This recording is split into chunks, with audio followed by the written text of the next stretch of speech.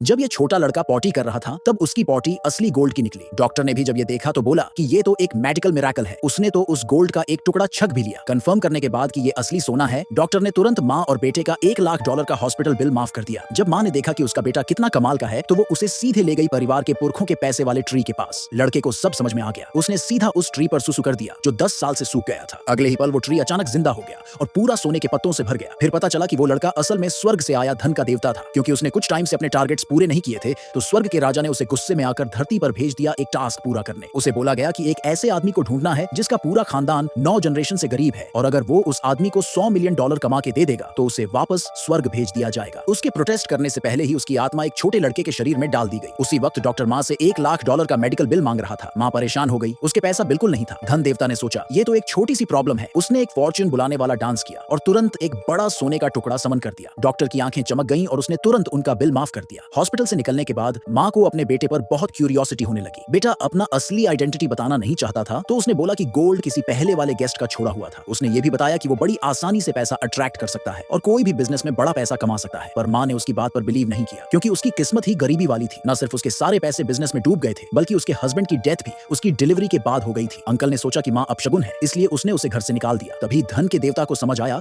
कि वही माँ ही वो इंसान है जो 9 जनरेशन से गरीब चली आ रही है। अब अगर वो अपनी माँ को $100 मिलियन कमा कर दे दे तो वो वापस स्वर्ग जा सकता है। सबसे आसान तरीका यही था कि वो अपनी माँ की फैमिली में इज्जत वापस दिला दे। इसलिए उसने डिसाइड किया कि वो माँ के साथ दादाजी के बर्थडे बैंकेट में जाएगा। लेकिन माँ के पास सिर्फ $2 बचे थे। इतने में तो गिफ्ट भी नहीं आ सकता था। तभी धन देवता ने अपनी स्वर्गीय आंख खोली और उन $2 से एक ऐसा लॉटरी टिकट खरीदा जिसमें विनर होना पक्का था। दोनों बर्थडे बैंकेट में पहुंचे। बीच में एक सूखा हुआ पेड़ का ठूंठ रखा था और उसके पास एक बोर्ड लगा था। उसमें लिखा था जो कोई इस पेड़ को फिर से जिंदा करेगा उसे $1 अरब का इनाम मिलेगा। धन देवता को तुरंत इंस्पिरेशन मिला। उसने पास जाकर देखा तो समझ गया कि ये वही पेड़ है जो उसने पहले लगाया था। उसे जिंदा करना उसके लिए बच्चों का खेल था। उसने वहीं पर उस पेड़ पर सुसु कर दिया और जैसे ही सुसु किया पेड़ जो सालों से सूखा हुआ था तुरंत फिर से हरा भरा हो गया। ये पेड़ फैमिली की विरासत का प्रतीक था तो दादाजी बहुत खुश हो गए। उन्होंने तुरंत माँ और बेटे को फिर से फैमिली में शामिल करने का फैसला कर लिया। ये देखकर पास खड़े अंकल को बहुत गुस्सा आया। उसे डर था कि अब 2 लोग और उसकी प्रॉपर्टी में हिस्सा मांगेंगे। इसलिए उसने माँ की बुराई शुरू कर दी। उसने बोला कि उसने तो $100 मिलियन का गिफ्ट दिया है और माँ बस $2 का लॉटरी टिकट लाई है और टिकट का नंबर था 1 2 3 4 5 6 7। अंकल ने इल्जाम लगाया कि ये दोनों बस फ्री में बैंकेट का मजा लेने आए हैं। ये सब सुनकर भी धन देवता शांत रहा। उसने कहा कि उसका टिकट जरूर जीतेगा और उसने अंकल को चैलेंज किया अगर उसका टिकट जीत गया तो माँ को फैमिली में वापस लेना पड़ेगा। अंकल जोर जोर से हंसने लगा पर उसे क्या पता था कि लॉटरी कंपनी तो उसी की है और वो जो चाहे विनिंग नंबर सेट कर सकता है। उसने उंगली चटकाई और एक ऑफिशियल को बुलाया। उसने पूछा आज का विनिंग नंबर क्या है? ऑफिशियल बोला मुझे एक जबरदस्त आइडिया आया है। आज के विनिंग नंबर्स होंगे 1 2 3 4 5 6 7। ये सुनते ही अंकल का दिमाग घूम गया और वो गुस्से से पागल हो गया।